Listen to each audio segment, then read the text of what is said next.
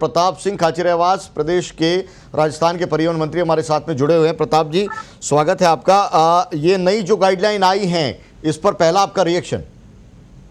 देखिए, मैंने गाइडलाइंस पूरी अभी देखी नहीं है, लेकिन जो भी गाइडलाइंस आई है वो आप मुझे थोड़ी बता दें तो क्योंकि मैं खुद दूसरे कामों में आज पब्लिक के बीच में घूम रहा था। देखिए, 1 जून से लेकर 31 जून तक है लॉकडाउन रहेगा, लेकिन उसके अंदर है काफ़ी छूट दी गई है। मसलन कर्फ्यू का जो समय है वो रात 9 बजे से सुबह 5 बजे तक कर दिया गया है। इसके अलावा होटल, रेस्तरां, धार्मिक स्थल ये भी 8 जून से खुलने लग जाएंगे। स्कूल खोलना या कॉलेज खोलना नहीं खोलना ये राज्य सरकारों के ऊपर छोड़ दिया गया है कि वो तय करें कि कैसे चीज़ें होनी हैं।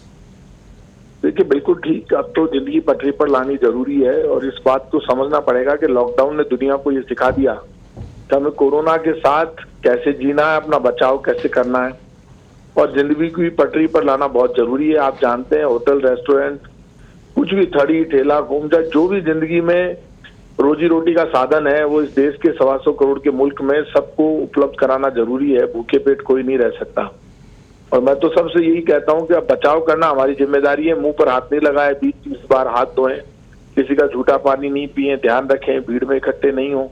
अभी स्कूल, कॉलेज और यूनिवर्सिटी खोलने की जरूरत नहीं है, इसमें कोई दौराई नहीं। और जहां तक धार्मिक स्थलों पर भी हम भीड़ नहीं कर सकते, भीड़ करेंगे तो दिक्कत आएगी। अब वो सारी जो राज्य सरकार पर छोड़ी है, वो तो मुख्यमंत्री के स्तर पर मीटिंग होगी जब हम लोगों की, तो निश्चित रूप से हम अपनी राय देंगे।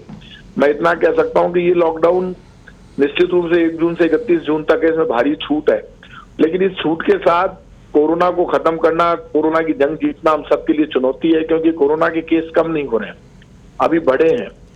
अब ये कोरोना, लेकिन लॉकडाउन नहीं होता तो कितने ज्यादा होते ये हम अंदाज नहीं कर सकते। लोगों में एक डर हुआ, दहशत हुई, लोगों ने अपनी लाइफ स्टाइल बदली है, कोरोना से बचाव भी किया। यही कारण है कि केस इतने आ रहे हैं। यदि कोरोना के बारे में समझ नहीं होती तो बहुत ज्यादा हो जाते।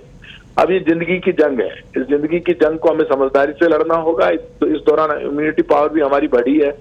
हमारा जो ठीक होने का रेशियो है वो बहुत जबरदस्त है, बहुत बड़ी तादाद में लोग ठीक हो रहे हैं। और ये जब पूरा टोटल संख्या आती है उसमें से तो आधे लोग तो ठीक हो चुके होते हैं, वो संख्या आती है जी। तो मैं लोगों से इतना ही कहूंगा, लॉकडाउन का पालन करना, कानून में रहकर कानूनी मर्यादाओं का पालन करना और लॉकडाउन का सम्मान करना, और जो भारत सरकार और राजस्थान सरकार की गाइडलाइन उसमें काम करना हम सबकी जिम्मेदारी है, वो हमें निभानी चाहिए। और पत्रिका के जरिए भी मैं कहूंगा कि जो लोग हमें देख रहे हैं, सुन रहे हैं, मैं सबसे कहूंगा ये जंग बड़ी है और ये अंधेरा जबरदस्त है। इस अंधेरे से निकलने के लिए रोशनी में हम सब पहुंचे, उसके लिए जरूरी है कि हम नियम, कायदे, कानून का पालन करें। जी, और कंटेनमेंट जोन के अंदर पाबंदियां वो रहेंगी। इसके अलावा उस जोन के अलावा पूरे शहर के अंदर या कस्बे के अंदर, गांव के अंदर गतिविधियां वो सामान्य रूप से चल पाएंगी। तो अब यहाँ पर जिम्मेदारी कंटेनमेंट जोन के अंदर जो पाबंदियां हैं उसकी पालना करवाने की है। बड़ी चुनौतियां हैं, जयपुर में भी हमने देखा, कई जगह और देखा कि वो जोन तो बना दिए गए लेकिन उसकी पालना कराना ये एक बड़ा कठिन टास्क होगा।